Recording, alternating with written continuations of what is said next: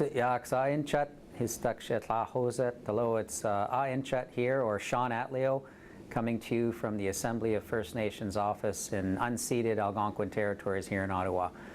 As everyone knows, Queen Elizabeth and Prince Philip, the Duke of Edinburgh, were recently in Canada and visited Halifax, Ottawa, Winnipeg, and Toronto. As Indigenous peoples of Canada, First Nations established solemn relationships with the Crown through treaties. The Queen's visit provided an opportunity for First Nations leadership to emphasize the importance of the honor of the Crown in all dealings with all First Nations, the importance of improving Canada's affirmation of treaty rights and the First Nation-Crown relationship as established through treaty. I had the opportunity to participate with the Governor-General in welcoming the Queen, as well as with the Mi'kmaq, in their 400th anniversary celebrations. We issued a statement to the Queen reminding her of the resilience of the treaty relationship and asking her to encourage Canada uphold the honor of the Crown and to implement the UN Declaration and to move forward with treaty nations on treaty implementation. Governor-General Michaëlle Jean will be stepping down this fall. Her Excellency has proven a very strong ally in our struggle. Recently on National Aboriginal Day, I welcomed the opportunity to affirm the importance of our languages at the Canadian Human Rights Monument, as the words equality, dignity, and rights, carved in granite in all of our Indigenous languages, was unveiled. The Governor-General spoke important words that day that I hope will inspire action of others. She said, "It is time to refound this nation on more solid ground." And she also referenced the need to work together towards the achievement of reconciliation. The Assembly of First Nation launched a national call to action on education on June 9th. Our call is grounded in our firm belief in First Nations control of First Nations education. Our call to action has 5 components: reconciliation of our treaty and inherent rights, establishing a funding guarantee, ensuring sustainability, building systems of education that support learning, including our languages, and linking to create partnerships and investment. In the weeks and months to come, we will see the corporate sector, philanthropic organizations, higher learning institutions, provincial and federal governments, and ordinary Canadians stepping forward to join our campaign. On June 21st, we also took a decisive step forward on the critical issue of post-secondary funding. For too long, our education policy discussion has been dominated by external third parties.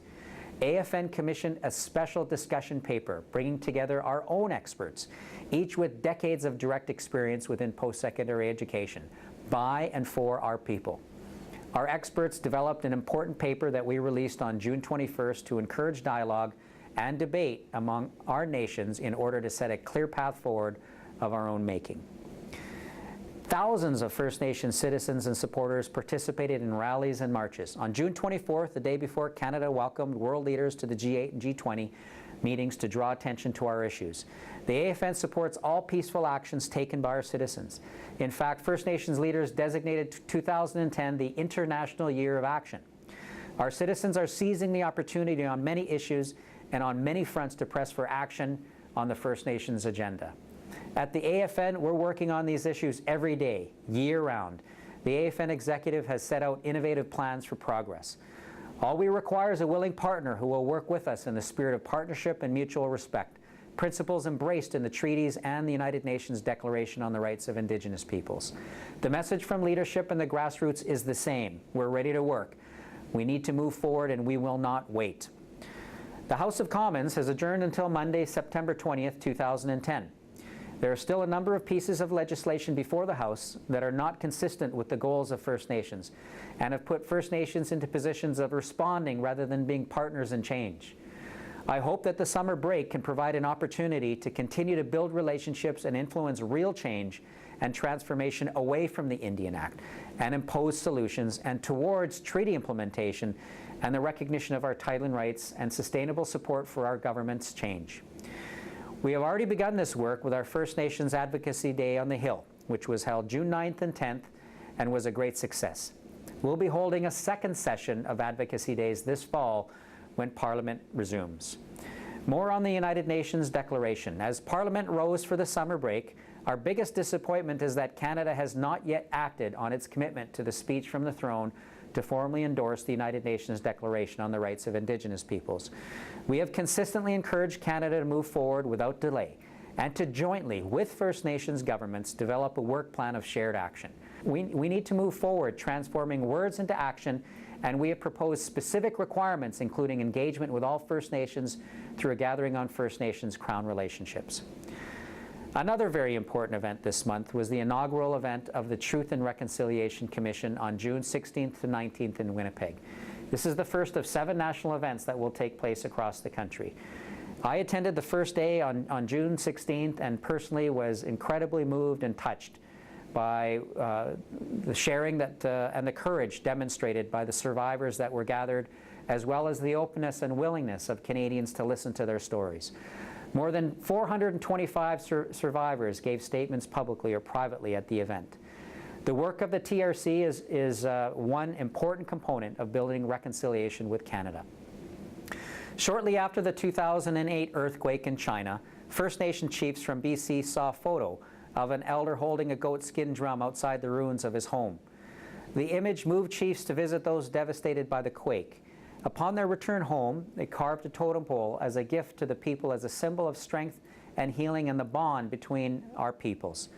The carving was done by instructors and students of the Frida Deasing School of Northwest Coast Art, and Grand Chief Ed John has been key in getting this project off the ground and will lead a delegation delivering the gift in July.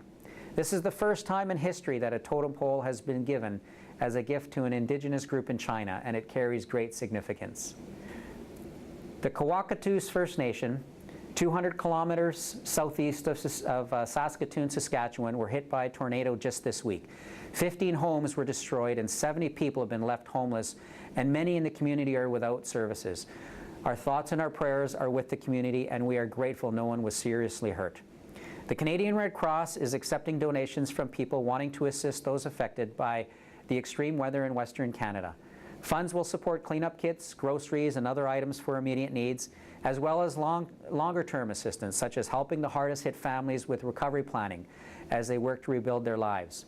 Canadians wishing to support the Red Cross severe weather response efforts are encouraged to contribute by calling 1-800-418-1111 or contacting their local Red Cross office.